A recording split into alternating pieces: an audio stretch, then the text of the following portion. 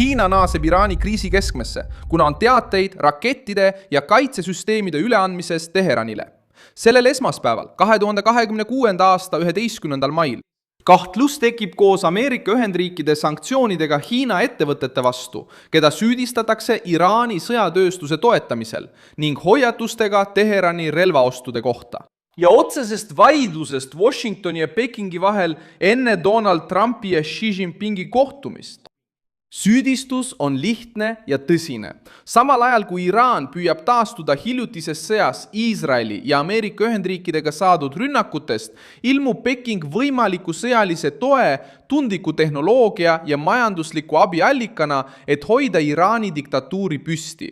Ma räägin sulle sellest kõigest kohe, aga nüüd tahad sa kindlasti kanalile tellijaks hakata, et olla jätkuvalt hästi informeeritud, saada reaalajas infot parima ajakirjandusliku kvaliteediga, mida kunagi nähtud, usaldusväärsuse standardil, Milson Alvese. Peamine punkt on see, et Iraan otsib Hiinast seda, mida ta sõjas kaotas. Õhutõrjet, reageerimisvõimet ja jõudu uueks vastasseisu vooruks.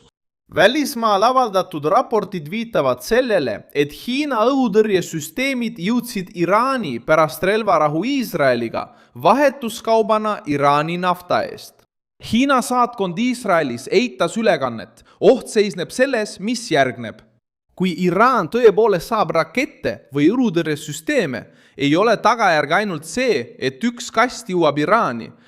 Tagajärg on see, et Iraani režiim saab julgust rohkem vastu seista, keelduda järeleandmistest, lükata tagasi Ameerika surve ning valmistada ette pinnas, et astuda vastu Iisraelile ja Ameerika Ühendriikidele uues faasis. See samm toimub seetõttu, et Iraan tuli sõjast välja nii, et olulised osad tema sõjalisest struktuurist olid pihta saanud. Iisrael püüdis saavutada õhuülekaalu Iraani territooriumi tundlike piirkondade üle. Samal ajal suurendasid Ameerika Ühendriigid survet Teherani tuumaprogrammi ja välismaiste sõjaliste ostuvõrgustike vastu. Just selles olukorras astub mängu Hiina. Peking ei pea teatama täielikust toetusest Iraanile.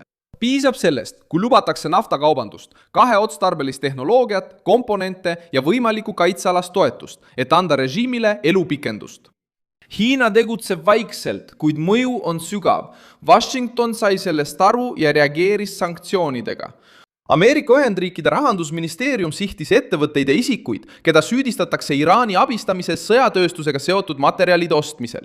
Reuters teatas samuti, et mõned päevad enne Trumpi visiiti Pekingisse Ameerika Ühendriigid kehtestasid sanktsioonid Hiinas ja Hongkongis asuvatele ettevõtetele, keda süüdistatakse Iraani jõupingutuste hõrbustamises, relvade ja ballistilistes rakettides kasutatavate materjalide ostmisel.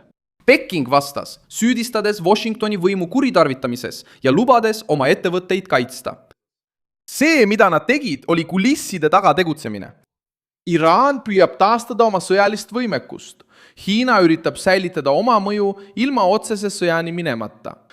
Ja Ameerika Ühendriigid püüavad võrku läbi lõigata, enne kui sellest saab avatud relvatarnekanal. Trump üritab takistada Hiinal muuta Iraani sõda veel üheks katseks Ameerika Ühendriikide jõu vastu. Trump üritab takistada Hiinat, kellel on samuti selge majandushuvi. Hiina on suur Iraani naftaostja ja Reutersi andmetel on üle 80% Iraani poolt saadetud naftast määratud Hiinasse. See nafta toetab Teherani, aitab sanktsioonidest mööda hiilida ja säilitab kahe režiimi vahelise sõltuvussuhte. Iraani ja Hiina vahelist raketikaubandust oli ka varem juba jälgitud. 2026. aasta veebruaris teatas Reuters, et Iraan on lähedal kokkuleppele osta Hiina laevavastaseid rakette, kiirendatud läbirääkimistel pärast Iisraeli ja Iraani vahelist sõda. Veebruar. Sõlmida kokkulepe Hiina laevavastaste rakettide ostmiseks kiirendatud läbirääkimistel pärast Iisraeli ja Iraani vahelist sõda. Hiina esindaja ütles, et pole läbirääkimistest teadlik, kuid reportaaž näitas, et Iraani ametnikud ja julgeolekuallikad pidasid ostuosaks suuremast sõjalisest koostööst. Siin ongi tundlik koht. Hiina võib otsese tarnimise eitada, kuid uudiste kogum näitab ohtlikku lähenemist. See pole ainult rakett. See on nafta, pank, vahendusettevõte, satelliit, komponent, õhutõrje, kaubatee ja diplomaatiline kaitse. See on võrgustik. Ja kui selline võrgustik kujuneb Iraani ümber, saab ajatollade režiim aega ellujäämiseks ja piirkonna taas survestamiseks.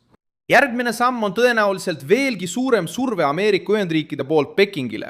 Trump saabub kohtumisele Xi Jinpingiga, Iraan on keskseks teemaks.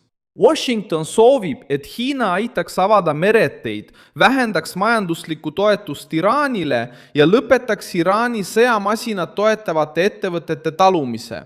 Peking seevastu ei soovi jätta muljet, et ta allub Ameerika Ühendriikidele. Hiina esitleb end rahukaitsja ja toetajana, kuid kaitseb samal ajal oma huve, odavat naftat ja seisukohta Ameerika kohaloleku vastu Lähis-Idas.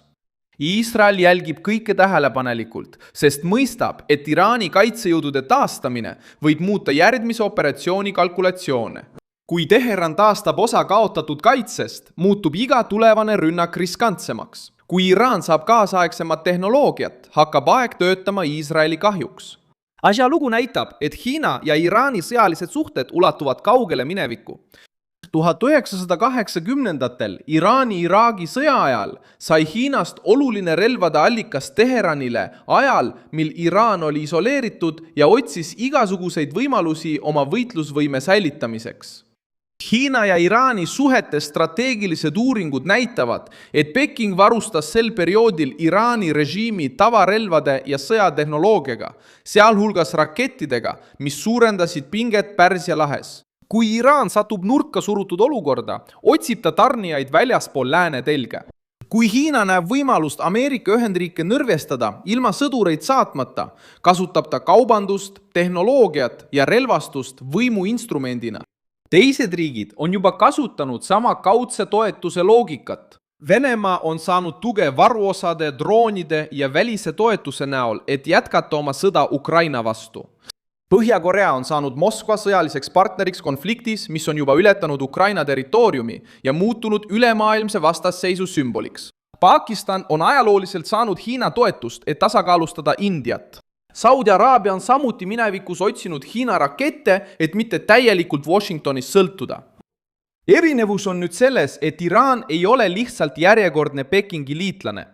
See on avatud kriisi keskpunktis koos Iisraeli ja Ameerika Ühendriikidega, kus samal laual on piirkondlikud relvarühmitused, nafta, mereteed ja tuumaprogramm.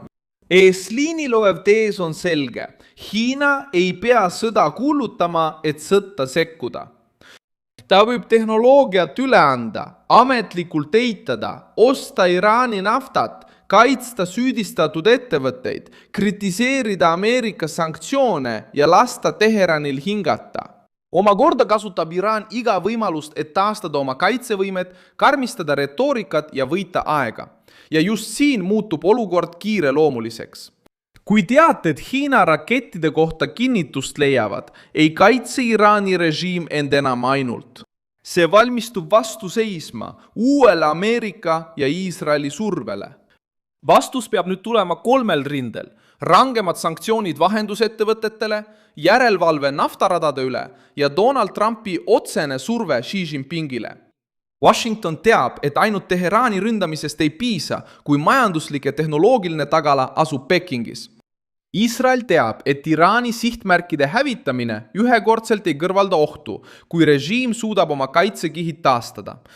Ja Araabia maailm mõistab, et väljaspoolt taasrelvastatud Iraan, mis samal ajal sisemiselt eitab, võib piirkonna veelgi suuremasse pingesse tõmmata. Hiina eitab seda. Iraan ei tunnista seda, kuid sanktsioonid, raportid ja diplomaatiline tegevus näitavad, et kriis on juba ületanud lihtsa kahtluse piiri. Mängus on katse takistada Pekingil muuta Iraan sõjaliseks etturiks Ameerika Ühendriikide, Iisraeli ja Lähis-Ida stabiilsuse vastu. Kui Trump avaldab Xile survet ja sulgeb selle kanali, kaotab Teheran hoogu. Kui Peking jätkab Iraani režiimile ruumi andmist, võib järgmine kriis alata mitte ainult Teheranis, vaid ka sellise liidu varjus, mida avalikult eitatakse ja mis tegutseb vaikselt. Milson Alvese, rahvusvaheliste suhete spetsialist ja minu eesmärk on hoida sind iga päev tõega hästi informeerituna. Uudiste lingid on videokirjelduses. Pane sellele videole like, telli kanal ja vaata lõpus kommentaare, et olla veelgi paremini seotud Milson Alvese kogukonnaga.